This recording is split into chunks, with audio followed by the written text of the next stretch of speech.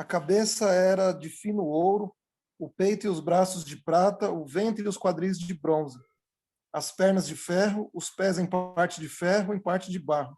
Quando estavas olhando, uma pedra foi cortada sem auxílio de mãos. Feriu a estátua nos pés de ferro e de barro e os esmiuçou.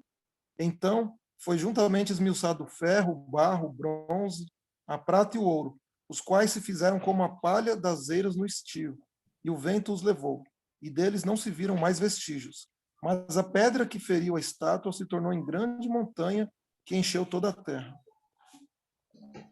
Amém. Aqui a gente tem um sonho, né? Daniel, então, ele revela o sonho de Nabucodonosor. Então, ele vai falar: Tu, ó rei, estavas deitado na tua cama, pensando o que havia de ser, né? Depois do teu reino, depois desses tempos, o que haveria de acontecer. E foi-lhe dado esse sonho de uma estátua, né, imensa, gigante, com um esplendor excelente. Ela estava em pé diante de ti, a sua aparência era terrível. Aí ele começa a descrever: a cabeça era de ouro, né, os braços eram de prata, o seu ventre e as coxas eram de cobre, as pernas de ferro e os seus pés em parte ferro e em parte barro. E estavas vendo isso quando uma pedra foi cortada sem auxílio de mão, né? E essa pedra ela atinge a base da estátua, esmiuçando todos os metais ali preciosos que compunham aí essa estátua de metais preciosos que estava no sonho de Nabucodonosor. E ali no verso 36, Daniel diz o seguinte: Este é o sonho, e também a sua interpretação diremos na presença do rei. Então agora eles vão dar a interpretação deste sonho. Olha só o que está escrito aqui. No verso 37. Tu, ó rei, és rei de reis, a quem o Deus do céu tem dado o reino, o poder, a força e a glória. E aqui de novo, naquele ponto. Quem tem dado o poder, a força e a glória? É Deus, né? Então aqui Daniel ele já situa Nabucodonosor: olha, tudo que você tem é porque Deus te deu. E lá no verso 38, e onde quer que habitem os filhos de homens, na tua mão entregou os animais do campo e as aves do céu, e fez que reinasse sobre todos eles. Tu és a cabeça de ouro. Imagina Nabucodonosor quando ele ouve isso, né? Do jeito que ele era, né? Você é a cabeça de ouro. Acho que nessa hora ele não precisava nem contar mais o resto da interpretação, que Nabucodonosor já ia falar: é isso mesmo, tá certo, eu sou cabeça de ouro, você interpretou corretamente. Tanto que uma das coisas que Nabucodonosor lhe promete para quem interpretar o sonho, né, são riquezas, grandezas, são posses. Depois no verso 39, e depois de ti se levantará outro reino inferior ao teu, e um terceiro reino de bronze, o qual dominará sobre toda a terra. E aqui é um ponto interessante. Porque ele fala que vai, depois do reino de Nabucodonosor, que é de ouro, se levantará um reino que é inferior ao teu, ou seja, a parte de prata da estátua que nós vimos. E um terceiro, que é um reino de bronze, que ele é inferior à prata, mas esse reino de bronze, ele dominará sobre toda a terra. E o quarto reino será forte como ferro, pois como o ferro esmiuça e quebra tudo, como o ferro que quebra todas as coisas, assim ele esmiuçará e fará em pedaços. E quanto ao que viste dos pés e dos dedos em parte de barro de oleiro e em parte de ferro, isso será um reino dividido. Então, na interpretação do sonho aqui de Nabucodonosor, nós temos uma estátua dividida com metais, e aos pés dessa estátua você vai ter metal misturado com barro. Na interpretação dada por Deus a Daniel, cada um destes metais eles representam reinos. Ele começa, né? O primeiro reino é Babilônia. Tu, ó rei, é a cabeça de ouro. Então, né, a linha do tempo profética e da história profética, ela começa a partir da cabeça de ouro com o reino de Babilônia. Depois do reino de Babilônia, haveria um outro reino que não seria tão rico como Babilônia. E depois haveria um terceiro reino que seria inferior em riquezas ao segundo, mas que ele iria dominar sobre toda a terra. Depois um quarto reino representando o metal de ferro, representando o metal ferro, né? Ele iria esmiuçar tudo, ou seja, ele teria um domínio agressivo, violento. E por fim, lá nos pés, a gente vai ver essa mistura de ferro com barro. A gente tem esse desenho dessa estátua de Nabucodonosor, eu vou passar aqui para a gente dar uma olhada. Ela é bem famosa, acredito que todos já tenham visto ela por aí na internet. E ali já também com os seus significados, né? Então nós temos a cabeça de ouro, representa o reino da Babilônia. Foi isso que Daniel disse, certo? Só que ele disse que o peito de prata, que viria depois de Babilônia, seria um outro reino.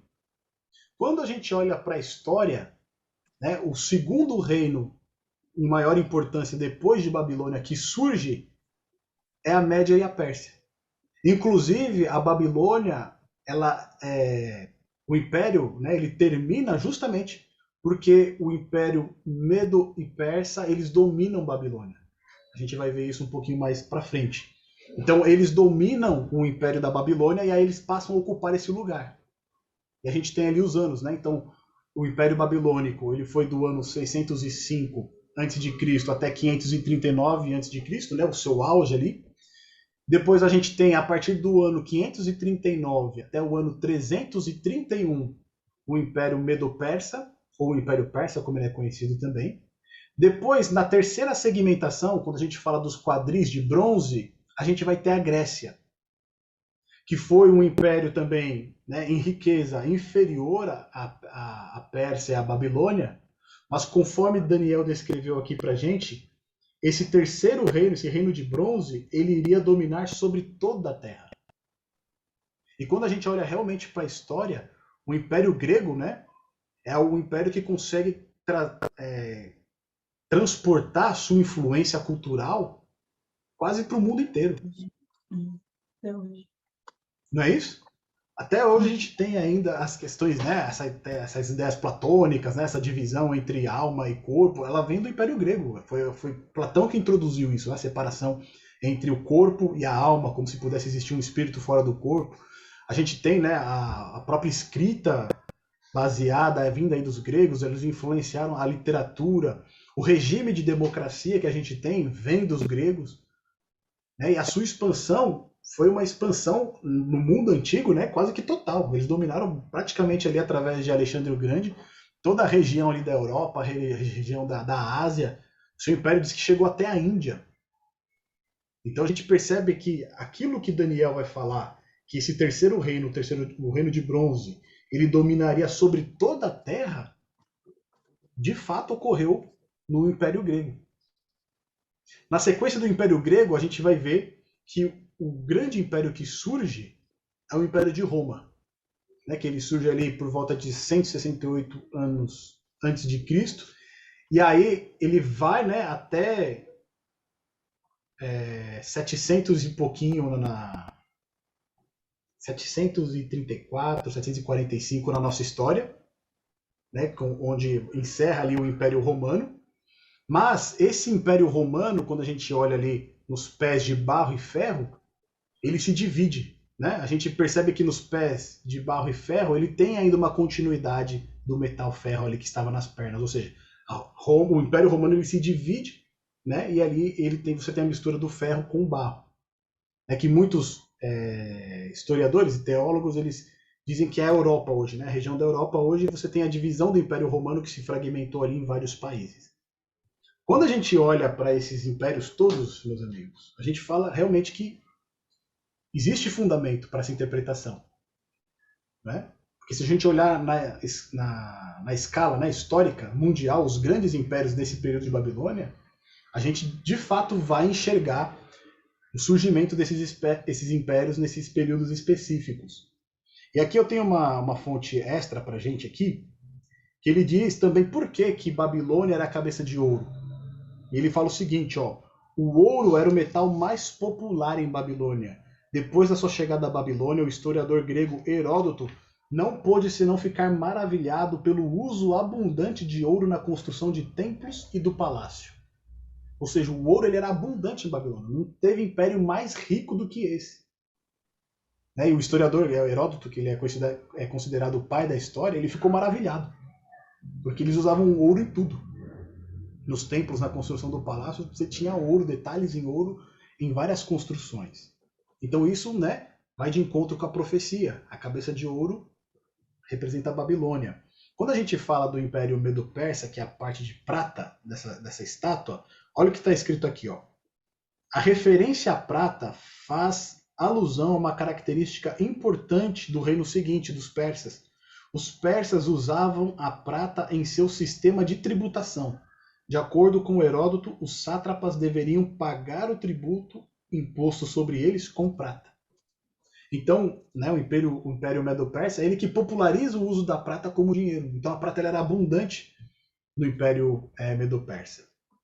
Mais uma vez a gente vê, né, a profecia indo de encontro com aquilo que nós temos relatado na história. E quando a gente fala a parte de bronze da Grécia, olha só, o metal, né, o bronze, ele era uma especialidade grega. O profeta Ezequiel se refere ao bronze como principal meio de câmbio entre os gregos, lá em Ezequiel capítulo 27, verso 13. O exército grego empregava especialmente o bronze em suas armaduras, capacetes, escudos e até mesmo em suas armas. A armadura de bronze dos soldados gregos contrastava nitidamente com o tecido simples das roupas usadas pelos soldados medos e persas. Então a gente vê que o Império Grego, né, fazia uso abundante do bronze. E esse bronze ele estava frequentemente, né, você podia encontrar ele com frequência no exército grego. Né? Alexandre o Grande também ele é considerado, né, o príncipe de bronze, né, o rei de bronze, justamente por conta desse poderio que ele tinha com seus soldados e com armaduras de bronze. Por fim, nas pernas de ferro, olha o que esse livro aqui traz para a gente. A transição do bronze para o ferro foi paralelo à do Império Grego para o Romano. Considerando a realidade histórica, o exército romano realmente era constituído de ferro. As suas espadas, escudos e armaduras, capacetes e especialmente o seu pilum, que era uma lança de ferro que também podia servir como dardo. O ferro também simboliza a firmeza, um comportamento que a tudo quebra e esmiuça, como a gente viu aqui. A força do Império Romano também estava fundamentada em sua forma de governo. Com o exército de ferro e o punho de ferro de Roma em questões de liderança, podemos compreender melhor a observação do texto de que Roma a tudo quebra e esmiuça. De fato, quando a gente olha para a história, né, a gente vê que todos esses itens que estão, esses metais que estão na estátua, não é à toa que eles estão ali. Existe um motivo de cada império ser configurado, representado por cada um destes metais. Mas o ponto que nos chama mais a atenção aqui, com certeza, é o ponto final. Né? Lá no verso 48 a gente vê o seguinte: quanto ao que vistes dos pés e dos dedos em parte de barro de oleiro e em parte de ferro, isso será um reino dividido. Contudo, haverá nele alguma coisa de firmeza do ferro, pois viste o ferro misturado com barro de lodo. E como os dedos dos pés eram em parte de ferro e em parte de barro, assim por uma parte o reino será forte e por outra será frágil. Quando a gente vê a continuidade do Império Romano, né, não vem um outro grande império depois dele, mas ele se fragmenta. Né, ele se divide por conta das invasões bárbaras ali, e ali esse império acaba se tornando vários países, né? Várias nações ali separadas. Né? Você vai ter os álamos, você vai ter os visigodos, os ostrogodos, os francos.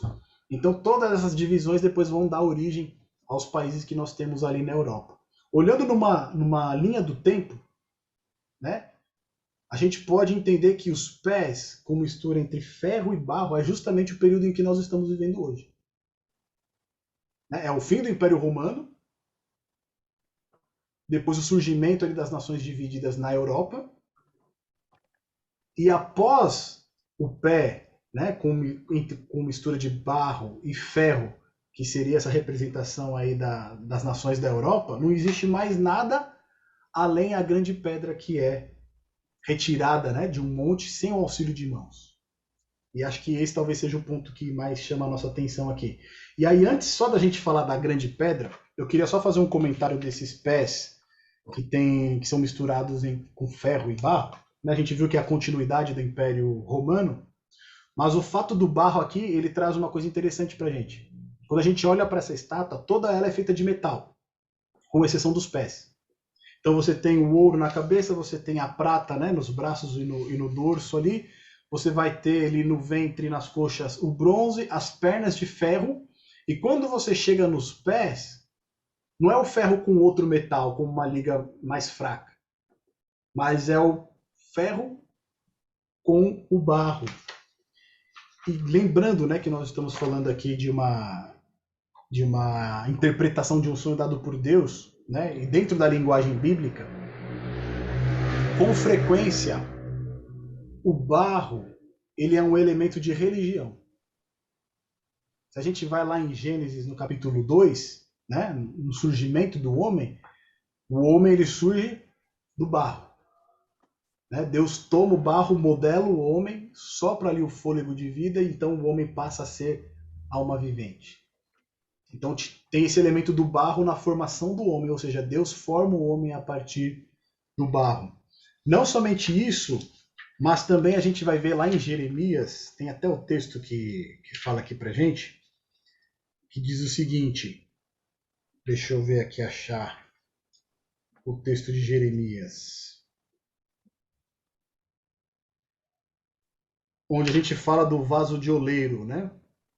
Onde ali Jeremias ele compara o povo de Israel como um vaso de oleiro, onde Deus é o oleiro que procura moldar o vaso, e o barro ali nas mãos do oleiro é o povo de Israel.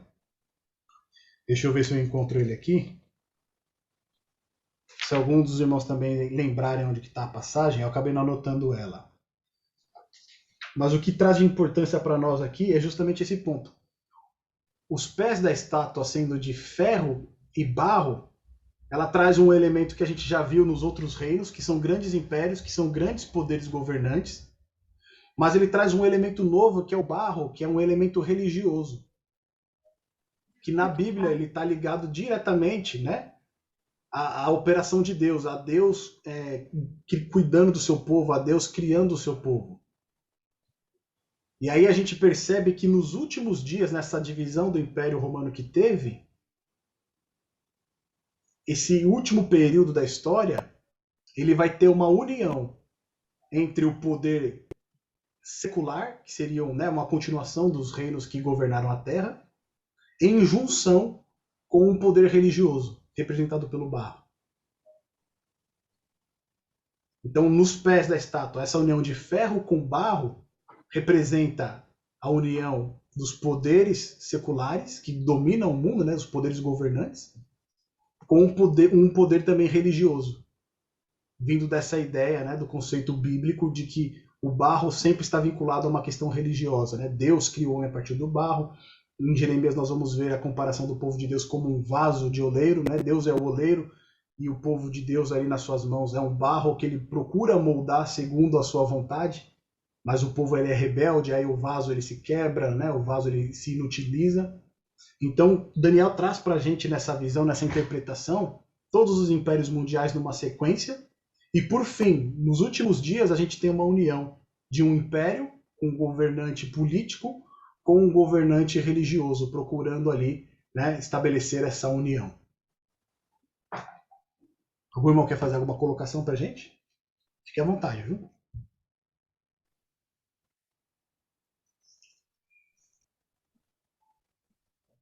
A gente pode avançar aqui no verso 44, então? Olha o que diz o verso 18 Pode falar, irmão. do oleiro. Achou Jeremias? Não, é o 18, de 2 a 4. Aí, Jeremias, capítulo Fala 18. do oleiro. Lê pra gente então, irmão, por favor. Está separado em outra Bíblia aqui da irmã. Tá Para eu pegar. Mas peraí que a gente acha aqui. Quem achar Jeremias 18, pode ler pra gente entender essa questão do barro na estátua.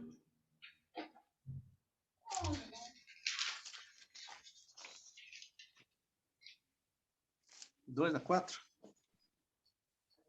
Isso. Achou? Achei aqui. Então vai. Olha só. Vou ler desde o verso 1. A palavra do Senhor que veio a Jeremias dizendo: levanta-te e desce à casa do oleiro, e lá te farei ouvir as minhas palavras. E desci à casa do oleiro, e eis que ele estava fazendo a sua obra sobre as rodas. Como o vaso que ele fazia de barro quebrou-se na mão do oleiro, tornou a fazer dele outro vaso, conforme o que pareceu bem aos olhos do oleiro fazer. Aí no verso 5, né, diz o seguinte: então veio a mim a palavra do Senhor dizendo: não poderei eu fazer de vós como fez este oleiro, ó casa de Israel? Diz o Senhor: eis que como barro na mão do oleiro, assim sois vós na minha mão, ó casa de Israel. Maravilha, meu irmão. Olha só, esse verso aí salvou a pátria. Né? Olha o que o verso 5 ele diz pra gente aqui, né? No verso 6, desculpa. Não poderei eu fazer de vós como fez este oleiro, ó casa de Israel. Eis que como o barro na mão do oleiro, assim sois vós na minha mão. Então percebe que esse sentido do barro, né, ele tem um sentido religioso. Né? O barro nas mãos do oleiro é o povo de Deus, né, nas mãos dele. E quando a gente olha no sonho de Nabucodonosor, a estátua com pés de barro e ferro, representa o quê? Uma sequência dos governos mundiais e aí uma união com a religião. Né? Esse barro caracteriza justamente essa questão religiosa, conforme a gente acabou de ver aqui, e o nosso irmão Antônio ali passou para a gente em Jeremias capítulo 18.